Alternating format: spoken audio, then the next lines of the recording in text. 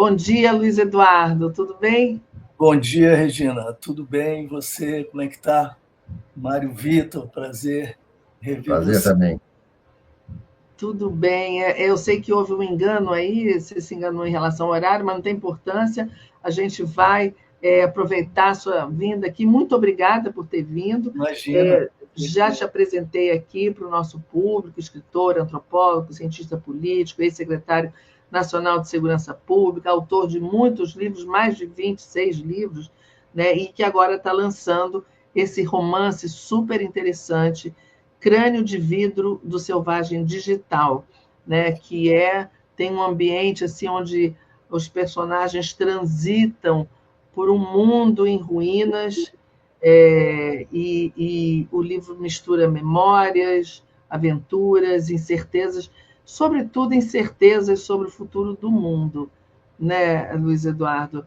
A gente queria já entrar no assunto aqui do livro, que eu não consegui ler todo, porque não deu tempo, foi assim, a gente recebeu meio em cima da mão, mas eu li o começo, li várias partes e fui ver o final também, porque estava muito curiosa, mas a sensação é assim, revolta, impotência, derrota diante do mundo, como eu disse, um mundo em ruínas, né?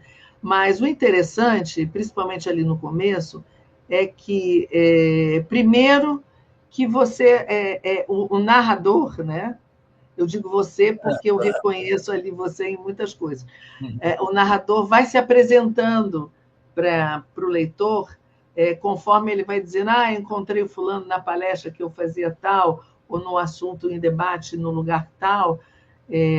E para mim, também, depois que ele começa aquela conversa com o Martin, né, o Uhum. personagem, passa assim diante pelo menos nós, assim, eu da nossa geração, passa um filme sobre o nosso tempo, né? A nossa geração, as frustrações, as ideias, os debates, as lutas, né? Tudo do nosso tempo. Então, eu queria começar te perguntando o quanto de autobiográfico tem nesse romance.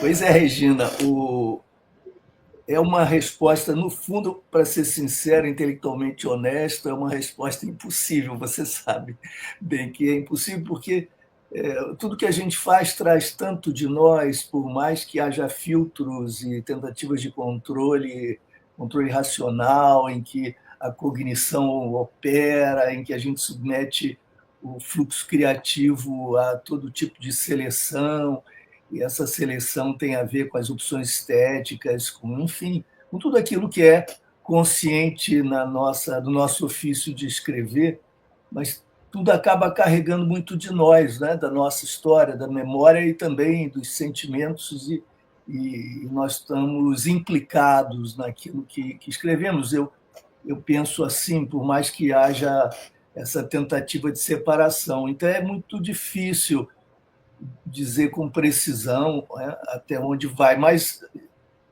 reconhecendo os limites da minha própria resposta, eu diria que há, claro, um esforço de reflexão no nível onírico, ficcional, etc., mas um esforço de elaboração, mais do que reflexão. Né? Reflexão fica muito intelectual e não é assim.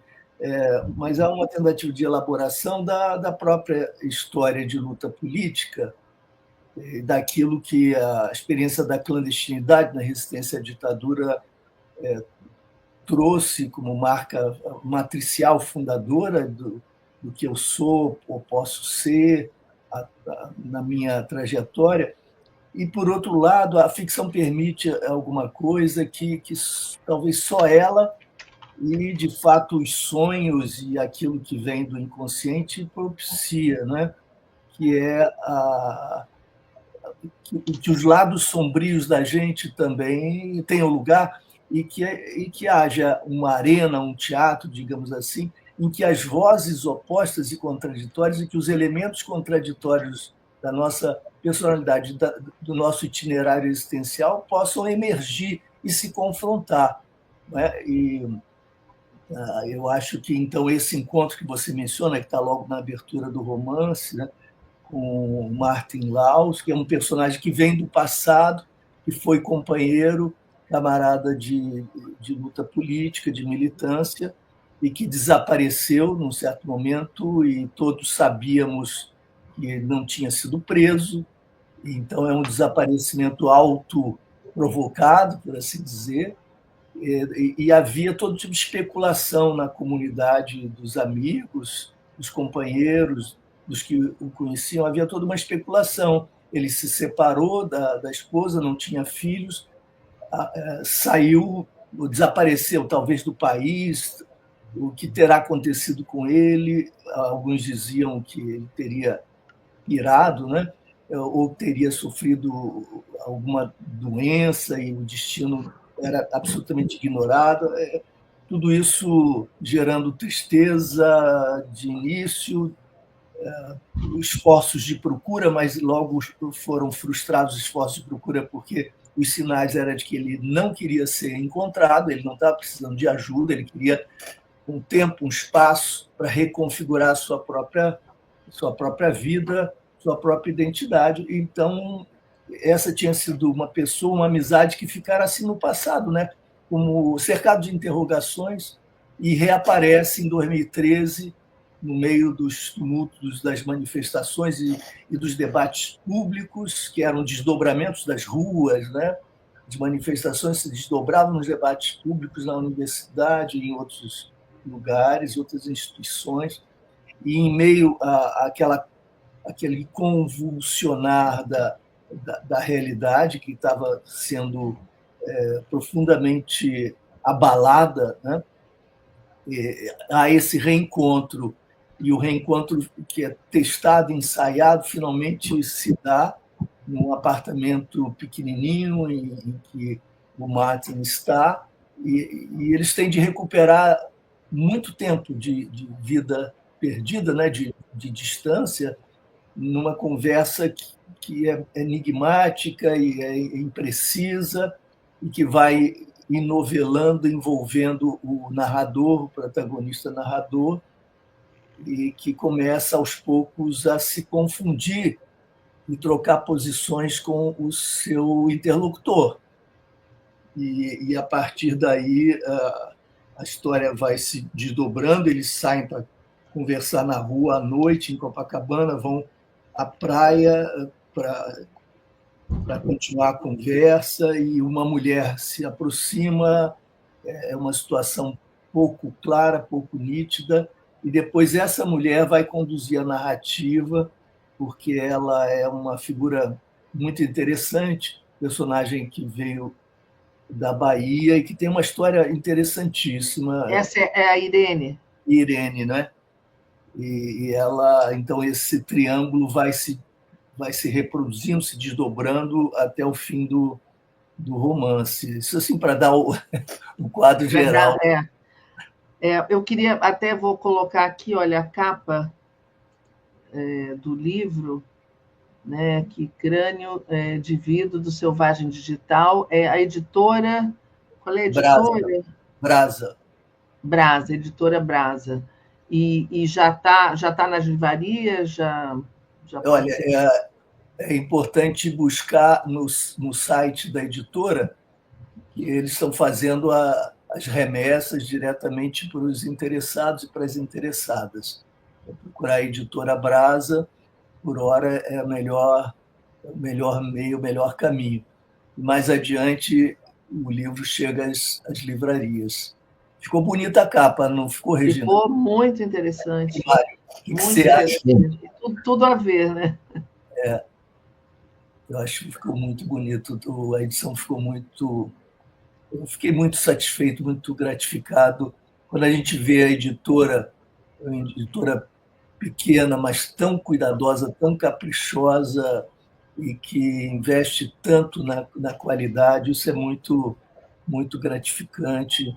Eu fico sempre agradecendo ao Lobo e à equipe toda, a turma toda, que se dedicou tanto acreditou tanto no valor do livro, eu começo a achar que ele vale a pena. Eu fiquei muito interessada, eu fiquei com pena mas vou terminar, de não ter tempo de terminar aqui, porque a gente vai se enrolando ali no enredo, e como eu falei, principalmente, eu não sei se o Mário sentiu isso também, mas a gente vê a nossa história, assim, a nossa geração que está falando ali, né?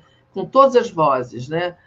Primeiro a voz do narrador homem, depois a mulher, mas a gente entende perfeitamente aquele ambiente, né, Mário? O que você achou? Sim, até me suscitou uma certa atenção o fato de que são muitos eventos comprimidos, em eventos históricos, às vezes de dimensões realmente décadas, e eventos que mudaram o mundo, ou mudaram o Brasil, e certamente mudaram as pessoas envolvidas. Né? Eu lhe pergunto, Luiz Eduardo, essa é a sua primeira aventura na ficção? Não, eu escrevi antes Experimento de Avelar, um livro que saiu em 1997, depois saiu agora em 2023, Enquanto Anoitece, pela editora Todavia. Publiquei também com o Rafael Coutinho, um artista gráfico que eu admiro muito. Publiquei o 2066, que é uma ficção científica, entre aspas, uma literatura especulativa que se passa no Rio de Janeiro em 2066. E esse título, claro, uma alusão, uma homenagem ao Roberto Bolanho, que escreveu 2666, um romance magnífico. Então, é uma brincadeira com ele, uma homenagem. E pela editora Nerval, e agora o Crânio de Vidro, do Selvagem Digital. Então, esse é o quarto romance. Essa sequência de eventos, conjunturas, encruzilhadas históricas que você, mesmo de inclinações, digamos,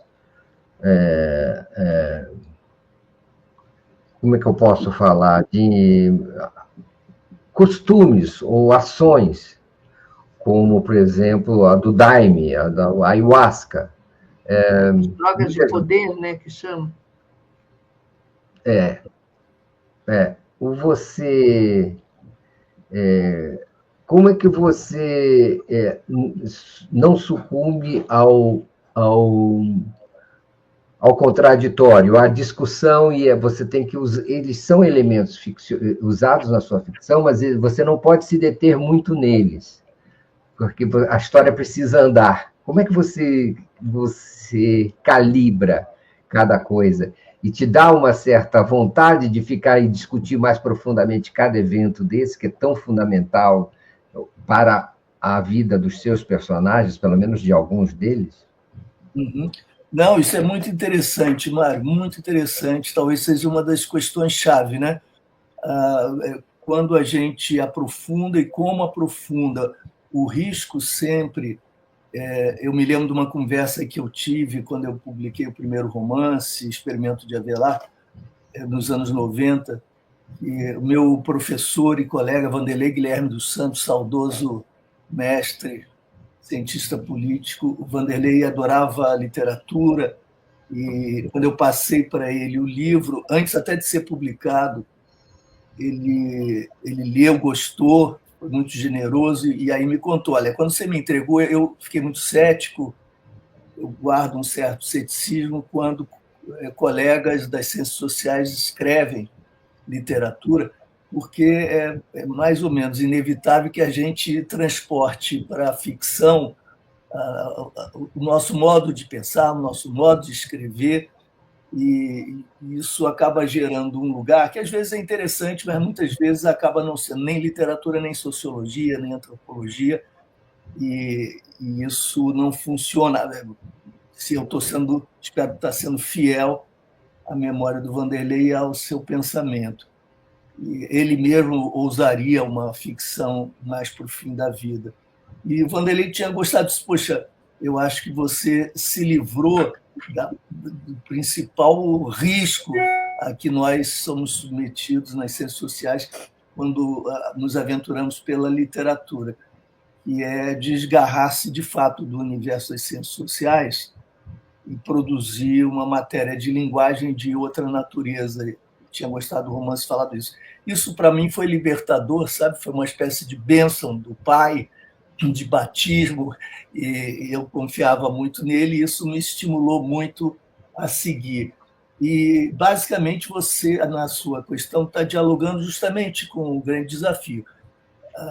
Os fatos da vida são os nossos fatos da vida, e quando nós nos detemos e nós nos debruçamos sobre um fato da vida enquanto pesquisadores, estudiosos daquele campo específico, por exemplo, religiosidade, né, digamos, nós, então, tendemos a abordar tudo isso com uma objetividade mais distante, com categorias que deem conta daquele fenômeno do ponto de vista das teorias sociológicas, antropológicas, etc.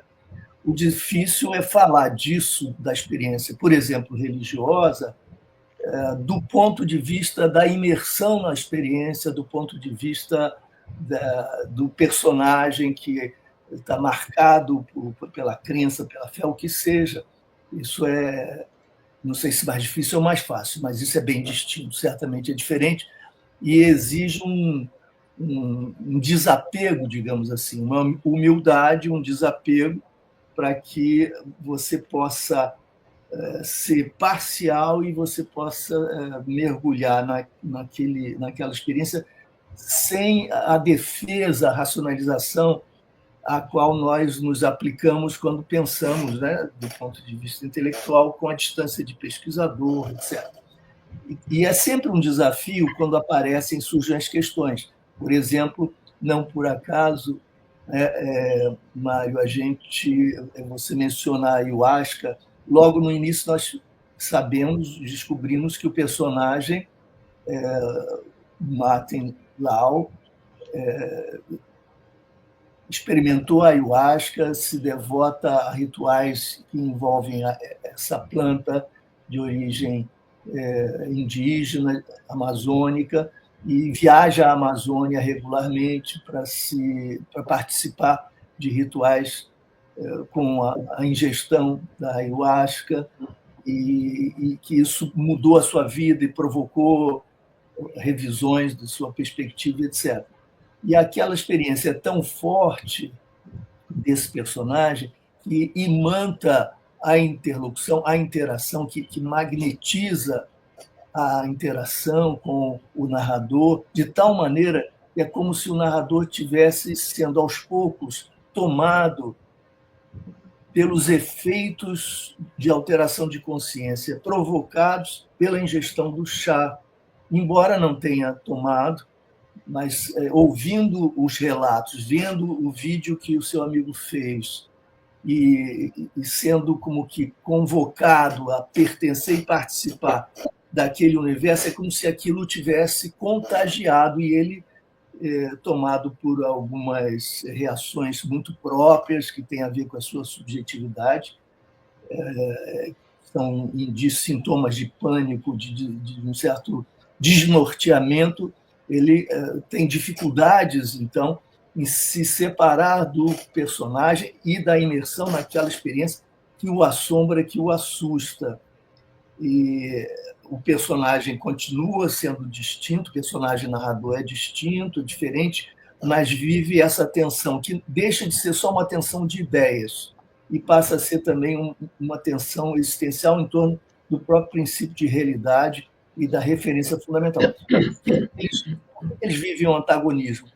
E aí volto à pergunta da Regina sobre elementos biográficos. E o narrador relata um encontro com Luiz Carlos Prestes que efetivamente eu vivi, exatamente nos termos em que eu vivi. Essa é a única situação real, que foi vivida efetivamente, né, que está presente ali no romance. Eu ia falar sobre isso, justamente sobre essa questão do Luiz Carlos Prestes, porque você vai do Stalin ao Luiz Carlos Prestes, depois você vai para o Timothy Leary, enfim, é isso que o Mário estava dizendo, de entrar nos assuntos e talvez não aprofundar ou não contar extensamente, mas a gente sabe que a gente viveu, mas você cria ali também, entre o narrador e o Martin, você cria um contraditório, digamos assim, como o Mário estava perguntando, quer dizer, a visão do Prestes, né? Ali, e quando caiu essa coisa do Stalin, quando o próprio Partido Comunista decidiu que o Stalin era um criminoso, então como é que os militantes, né, do partido se sentiram? E aí a gente vê as divisões, né, a decepção, né? E eu imagino que você tenha vivido isso, porque você agora está contando que você realmente teve esse encontro. Então, eu acho que você, inteligentemente, aproveita para fazer esse debate com os personagens. E você não apresenta o fato, isso aconteceu, foi declarado assim, mas você mostra que tinha nuances, que cada um sentiu aquilo de uma forma, né? Você usa os personagens para fazer o debate, né? Isso. Então, combinando com o que o Mário havia assinalado sobre quanto aprofundar ou não aprofundar cada questão, etc., há uma espécie de visitação em camadas a certas questões, e são visitações, são aproximações, são abordagens sempre mediadas por afetos, pela memória, por circunstâncias existenciais, não são intelectuais, aproximações intelectuais propriamente, embora esse elemento, claro, esteja presente. E o que se vai mapeando não são propriamente as ideias, mas os efeitos das ideias e dos encontros humanos e desencontros humanos ligados a essas ideias, seus efeitos sobre as biografias, sobre as identidades, sobre os afetos, etc.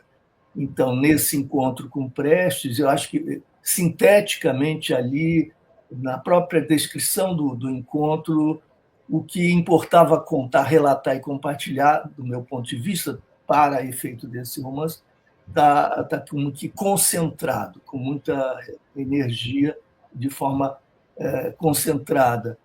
Eu, assim que Prestes voltou, na Anistia, em 1979, eu era membro do PCB, do Partido Comunista Brasileiro, nós estávamos na clandestinidade, e eu fui visitá-lo com um querido amigo, e essa visita para nós, para mim em particular, tinha um significado muito grande, por mais que eu divergisse de perspectivas e visões do Prestes era para nós um herói, e ainda é, a despeito de toda a divergência que eu tenho com ele, mas um herói brasileiro, uma figura extraordinária, parte da nossa história, e que, enfim, dedicou a sua vida a transformar, buscar transformar, tornar o Brasil mais justo, mais igualitário, mais solidário, mais democrático, no sentido profundo, tal como ele entendia, um homem de seu tempo, com as marcas de sua geração,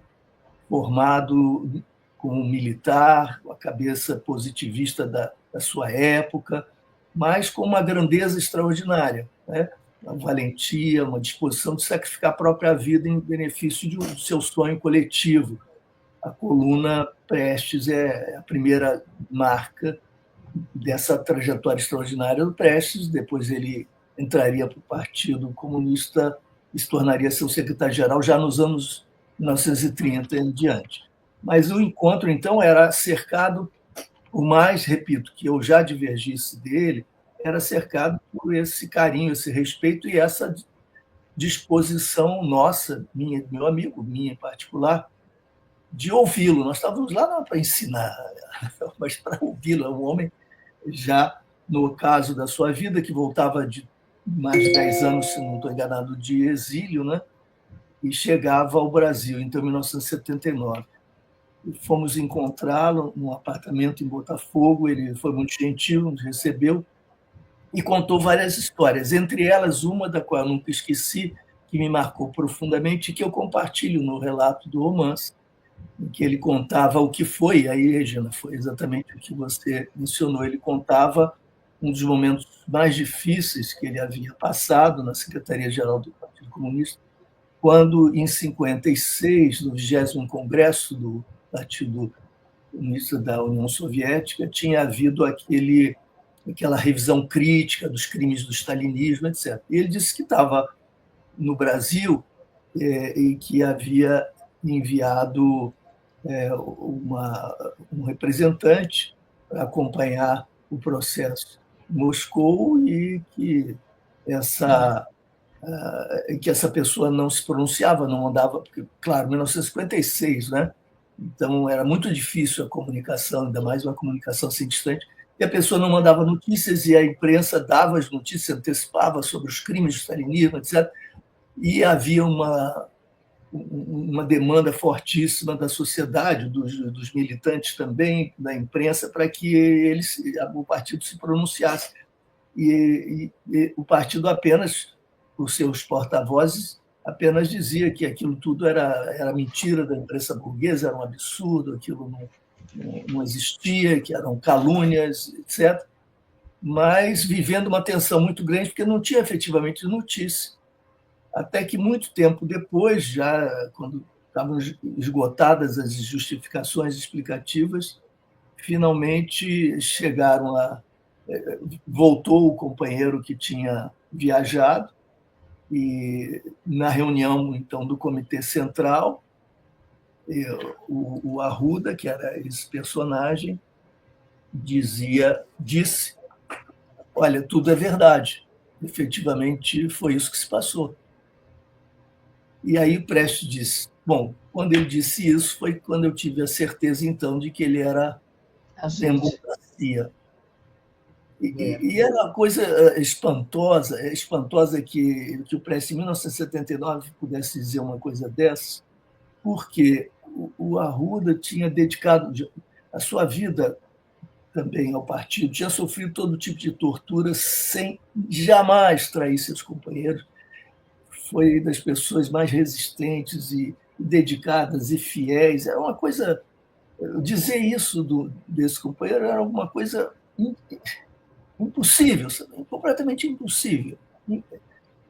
Mas a convicção com que ele dizia isso, a simplicidade com que dizia, bom, se admitir os crimes do stalinismo correspondia a ser membro da CIA, que mundo era esse em que ele estava? Porque a própria União Soviética, que o acolhera lá no período de exílio e que ele cultuava, etc., a própria União Soviética havia admitido os crimes do stalinismo. Nós estávamos em outra etapa, nós estávamos num momento diferente de discussão sobre a democracia.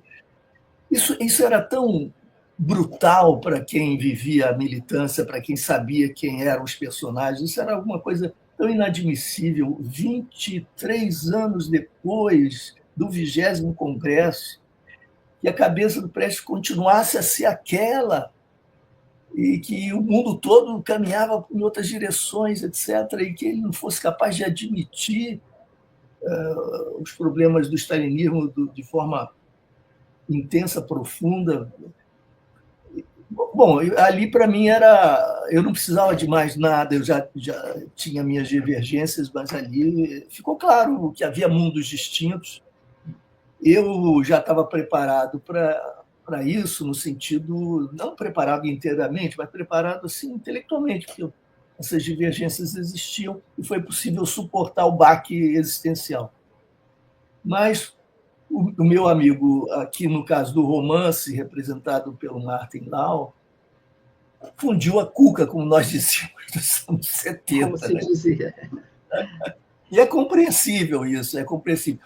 Eu não preciso explicar nada, não preciso explicar mais nada. Aí nós vemos o que é o mundo da militância comunista socialista atravessada pela dificuldade de admitir caminhos absurdos, mais do que errados, não é apenas um desvio, um erro, é muito mais do que isso.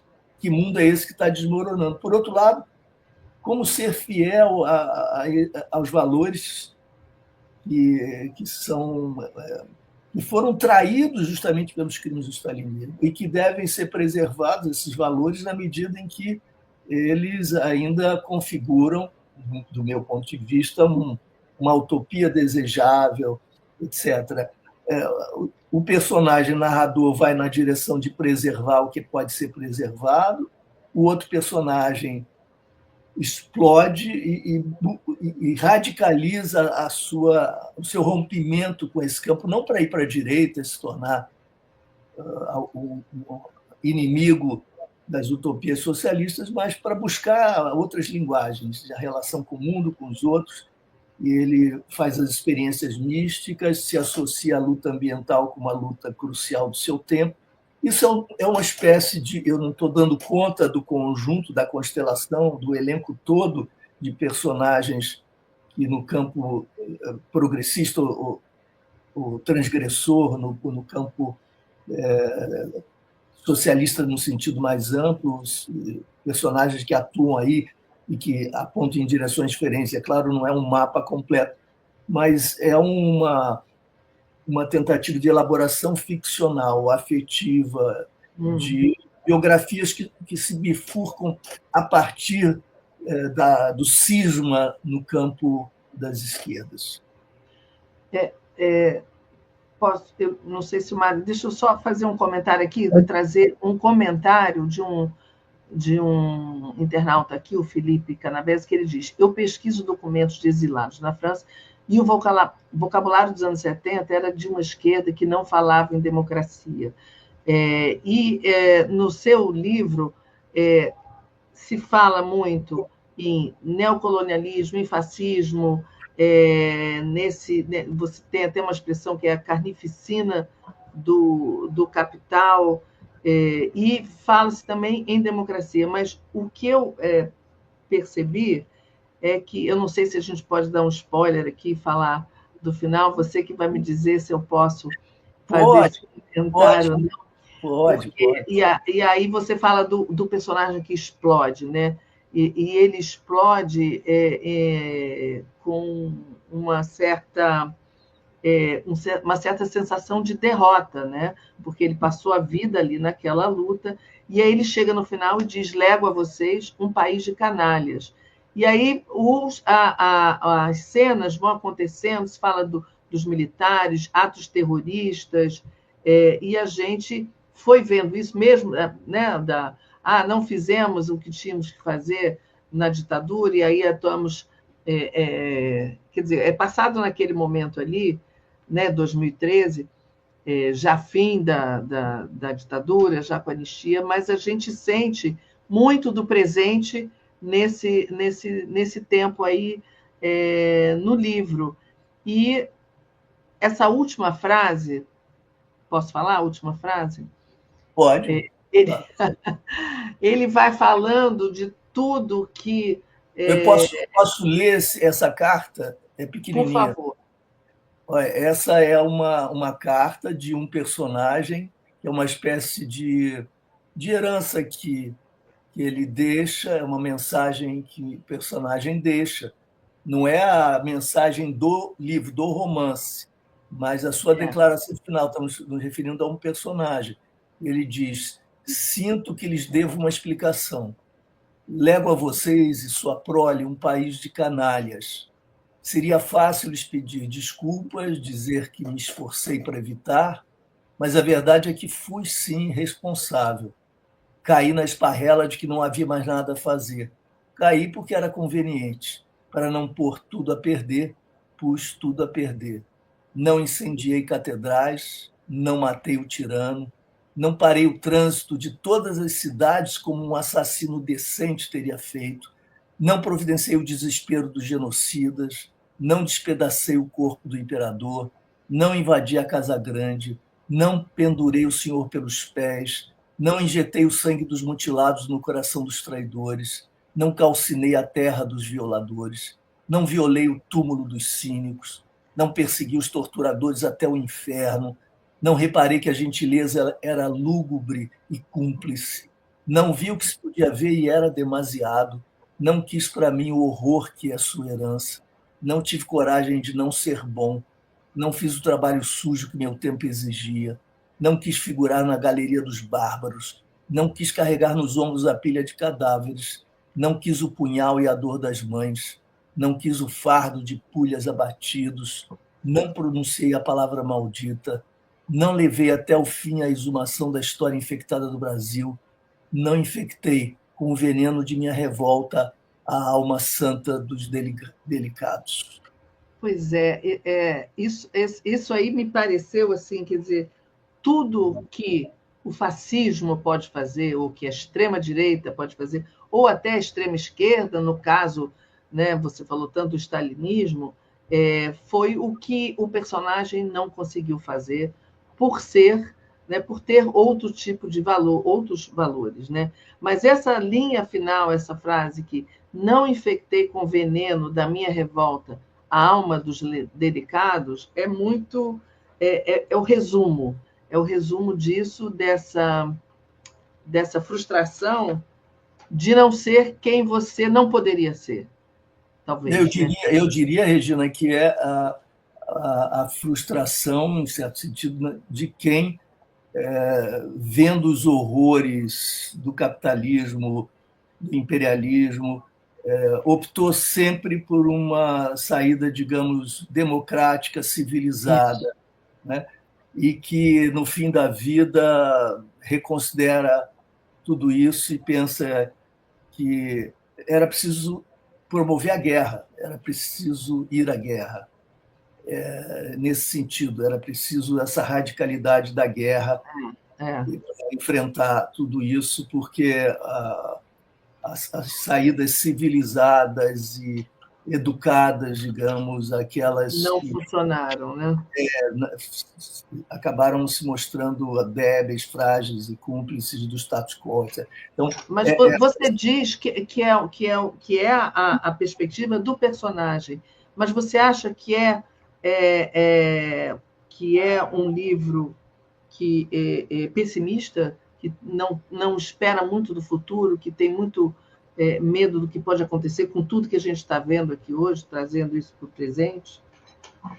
Olha, eu acho que a divisão no campo de quem luta contra, digamos, essa ordem mundial, que é a ordem nacional também, essa divisão não se dá só no campo da esquerda, se dá dentro de cada um de nós. Não de todo mundo que se situa no campo progressista, não todo mundo, imagina, mas de muitos de nós.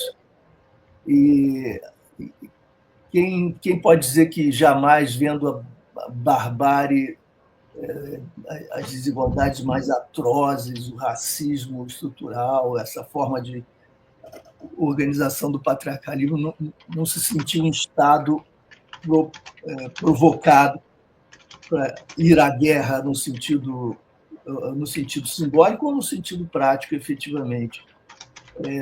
E a divisão é sempre essa, entre a ponderação, a avaliação sobre consequências e implicações, a avaliação também ética sobre meios e seus limites, e, por outro lado, os impulsos provocados pela perplexidade e a indignação diante do inaceitável.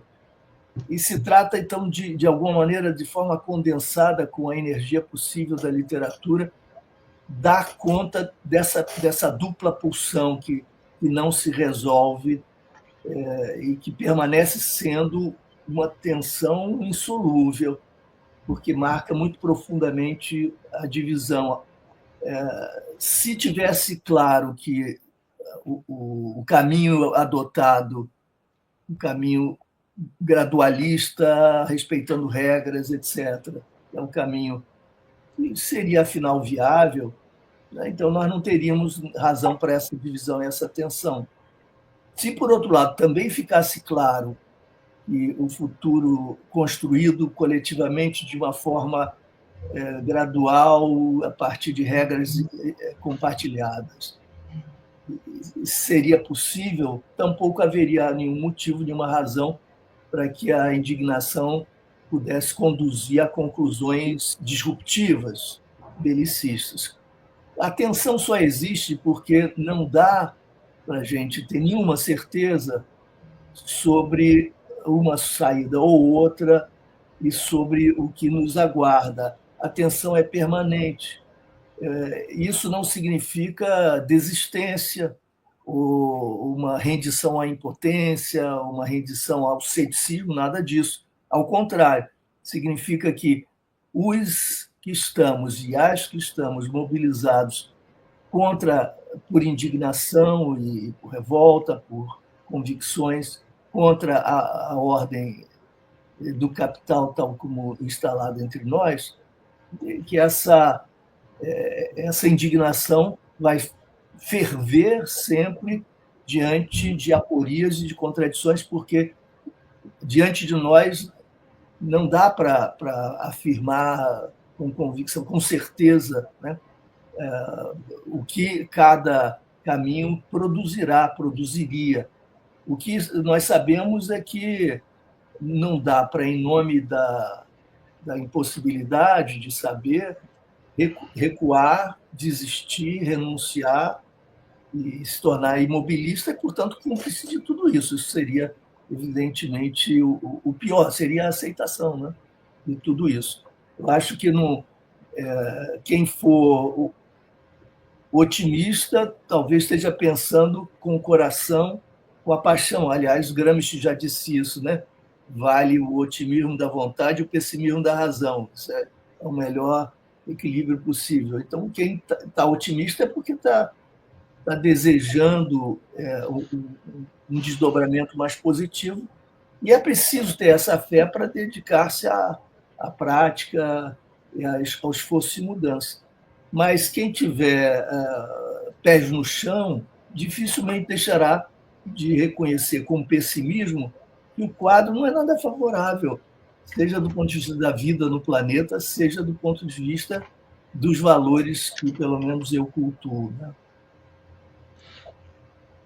Muito bem, nós chegamos ao final da nossa conversa, ao horário do final da nossa conversa, e antes de a gente encerrar, a gente estava conversando aqui antes, Luiz Eduardo, enquanto a gente te esperava, a gente estava conversando sobre Semana Santa.